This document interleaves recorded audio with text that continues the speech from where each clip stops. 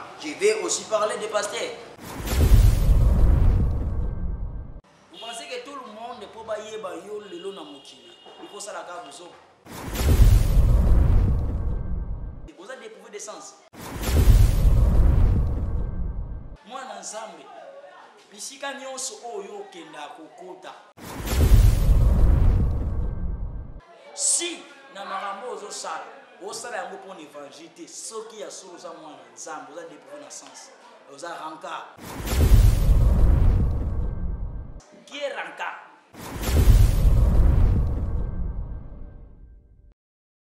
Shalom, shalom, peuple de Dieu, c'est toujours votre humble serviteur, le pasteur Richard K. Mbabou et Isaïe 61. Je suis toujours encore devant vous sur vos écrans, vous qui me suivez presque partout dans le monde entier.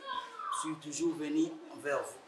N'oubliez pas de nous contacter, plus 243 81 10 63 864, plus 243 81 10 63 864, c'est notre numéro. Si vous voulez nous appeler encore, vous allez encore nous joindre sur WhatsApp, plus 243 83 092 55 76. Alors aujourd'hui, je suis venu envers vous avec un thème très important. Tout partager Nabiso. Vous savez, notre émission, c'est une émission bilingue. Là où nous parlons frangala. Tout le monde en français pour battre sur la Nabiso. La Nabiso en français, c'est na battu lingala bazali. Na olingana lobela terme moko eza biblique.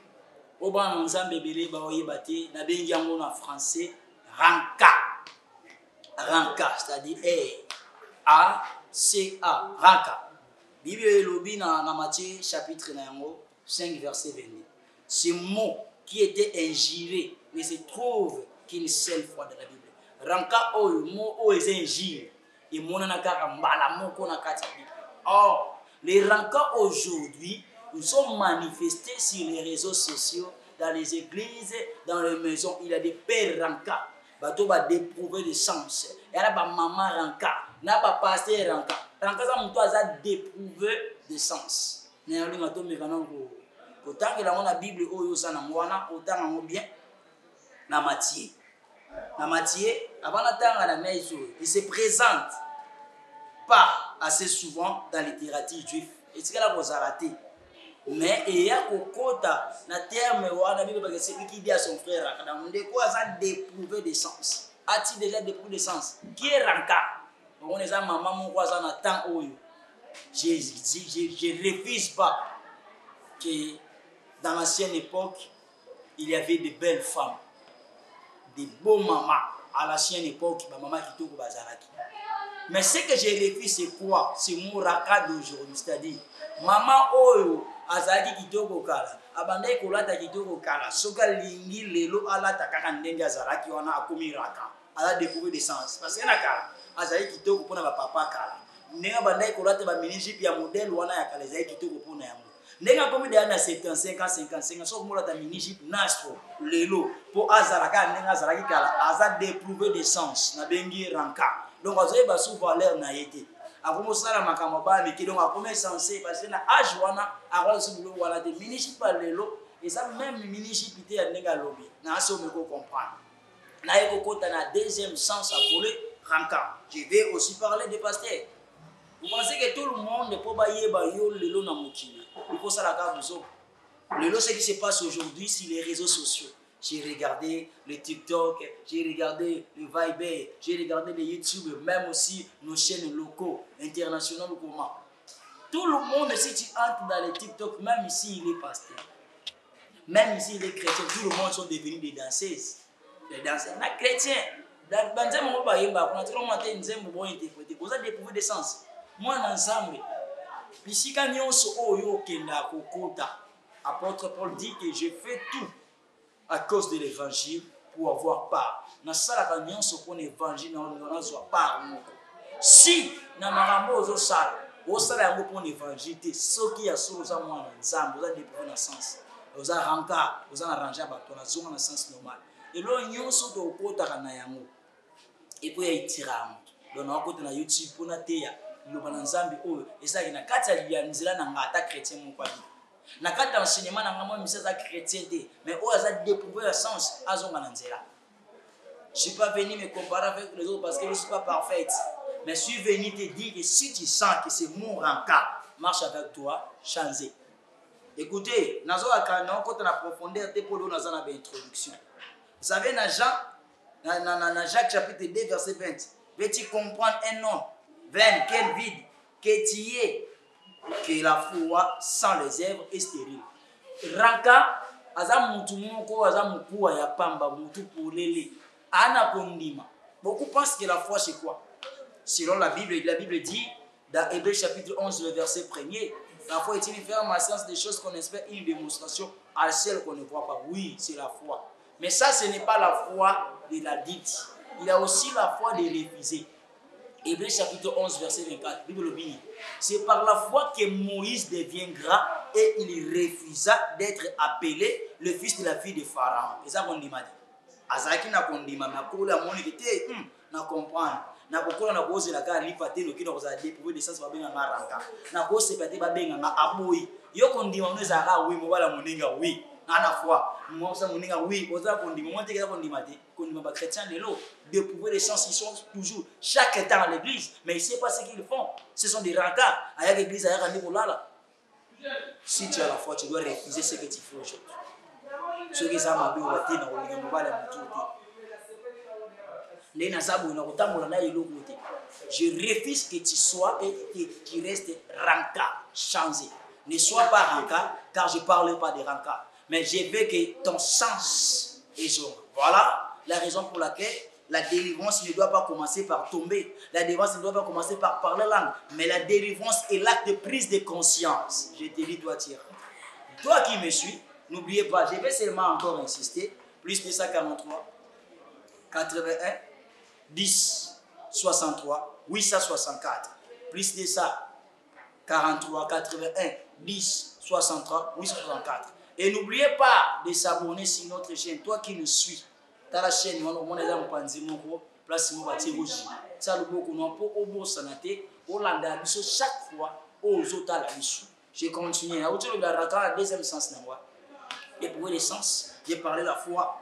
Il y a un troisième volet. Regardez aussi le temps parce que attends, on a méga. Un monsieur vous c'est bien l'émission de oh non, parce que dans le je parle seulement de l'introduction pour nous Yolanda. Il y a aussi des continuités pour le Yolanda la biso Nassima.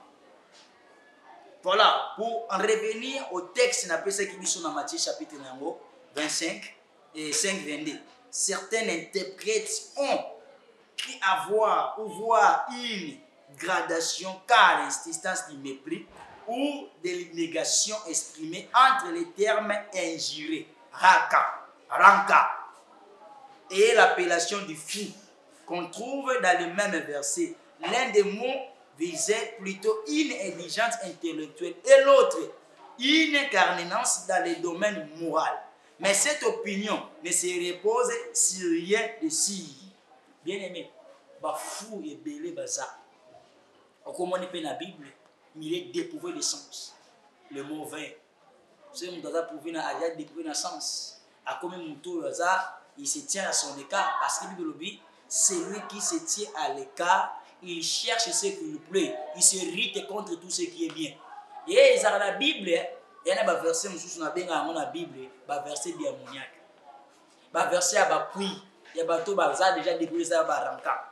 Ceux qui déjà ont commis Ranka, à comme même tout est sanctifié. Oui, la Bible dit tout est sanctifié. Mais le bien dans le contexte, regardez tout est sanctifié.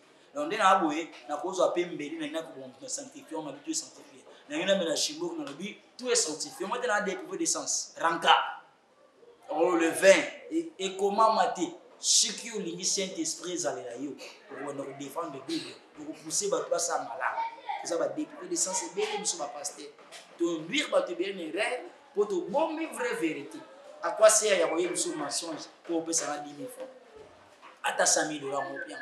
Mais quand je te prêche comme ça, dans le sens de nos hommes, mais quand on a des missions à Bissou Goya, sur s'abonner, au commenter, là où il y a le fautes, commenter, parce qu'il y a beaucoup de sujets à déborder. Il y a une introduction. Ça ne m'a pas na yebi kolingaka ba émission ebele nzamba bakisi ebele koleka na yo lobeli mambo église na ngelo ba makambo monde c'est quand on parle de l'église surtout ba de ebele mingi ba mona ka église de réveil na oye ba église de réveil c'est église à puissance mais il y a beaucoup des églises na famille baranka bazali ba père baza dépourvu de sens. Nous sommes des Africains papa ça na ba Paul nzoto mais avant d'aller mona bana na ye na singlé maman azana bana mibali bakola za dépourvu de sens mona ye wana ala type nastro mapeka polele pas moi azana dépourvu de sens. Il a plusieurs sortes d'éducation ba parents bolongo la race ya baranka bolongo la race ya baranka éducation mususu mwana mususu ayoka na film mususu ayoka ande na hotel yabo mais mutu mususu mwana mususu azoka mayele kaka ndenge azomona pratique mbala moko donc ndenge mama kombola yeba komukombola so mama na brosa minu te mwana petit akola tikala opose minu te monde boza ranka ba finga ba mo male dike ba finga ba mote male dike lo ba yebisiko yo so éducation eza mabe parce que na libota uta eza batu ba découvrir de sens eza mama mususu te ka matembele ndenge la te la liputa na ye ndenge azalelaka.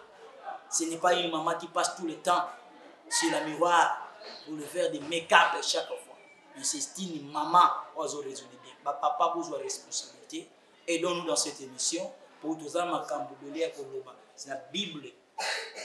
Pour les autres, c'est la réalité pénatie. Car il est écrit, la nature elle-même doit nous enseigner. C'est toujours moi. N'oubliez pas de s'abonner. N'oubliez pas de nous contacter, n'oubliez pas de nous reprocher, n'oubliez pas de nous conseiller, parce que c'est pour cela que nous sommes venus vers vous, sur vos écrans, pour nous koloba mamboyo. Si vous koloba na biso malam, nzamba pambo. Si vous pouvez conseiller, si vous pouvez avancer, mais il y a des gens qui vont se la biso, maboko na biso pour l'aider, parce qu'à chaque jour, vous avez toujours un procès. Que Dieu vous bénisse. Prochain numéro.